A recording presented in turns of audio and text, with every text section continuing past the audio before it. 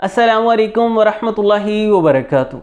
एक छोटा सा बीज और एक गिलास दूध, जब हम इन्हें सही तरीके से मिलाते हैं और सही वक्त पर पीते हैं तो जिस्म की तवानाई, हाजमे की रफ्तार, दिमाग की यकसुई और दिल की सेहत में हैरत अंगेज़ बेहतरी आती है।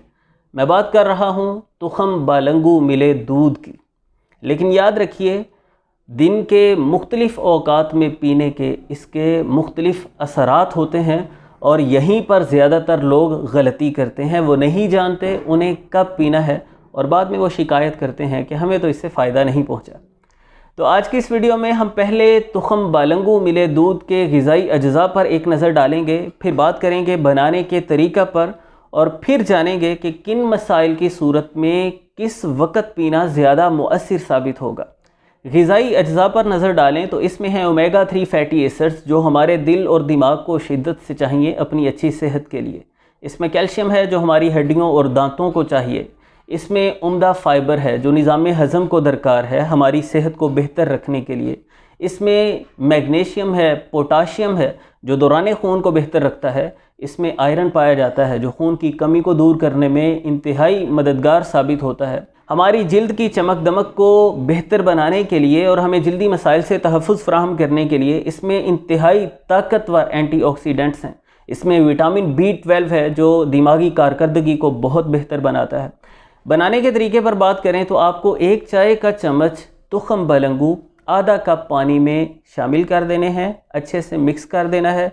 30-40 मिनट तक पड़े रहेंगे तो ये खूब अच्छी तरह फूल जाएंगे। वैसे रात भर भी पड़े रहें तो कोई कबाहत की बात नहीं।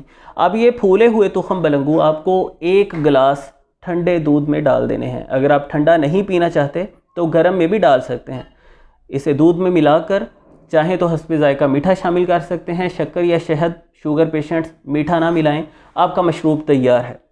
अब ये जानना सबसे ज़रूरी है कि आपको जो मसाइल दरपेश हैं उनके एतबार से आपको किस वक़्त पीना है।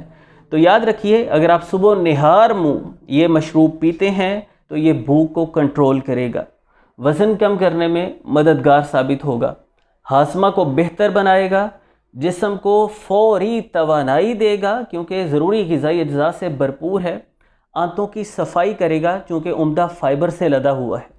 अगर आप दोपहर के वक़्त ये मशरूब पीते हैं खाने के तकरीबन 1 घंटा बाद, तो ये तेज़ाबियत को, सीने की जलन को फ़ौरन ख़त्म करेगा, जिस्म को ठंडक पहुँचाएगा, गर्मी की शिद्दत से महफूज रखेगा, दिल की सेहत के लिए इंतहाई मुफीद साबित होगा ओमेगा 3 फैटी एसिड्स की बदौलत और मैग्नीशियम, पोटाशियम की बदौलत दौरान खून को बेहतर बनाएगा, ब्लड शुगर को मुतवाज़न करने में मददगार साबित होगा।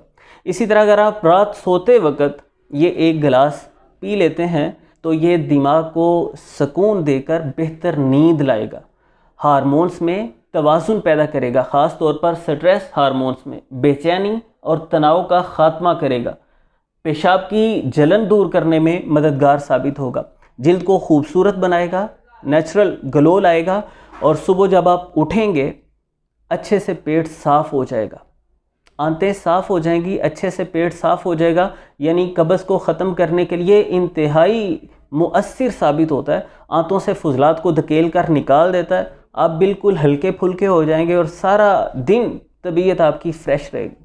तो उम्मीद करता हूँ ये कुछ बातें आपके लिए फ़ायदेमंद साबित होंगी। अब आपके लिए फ़ैसला करना मुश्किल नहीं होना चाहिए कि आपके मकासद और मसाइल के एतबार से आपके लिए कौन सा वक्त बेहतरीन है, या पहले भी उसी बेहतरीन वक्त पर पी रहे हैं।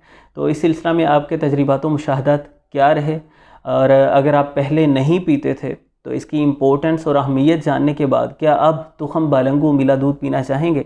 कमेंट सेक्शन में ज़रूर बताइएगा। मिलते हैं इंशाल्लाह नेक्स्ट वीडियो में। अल्लाह हाफिज़।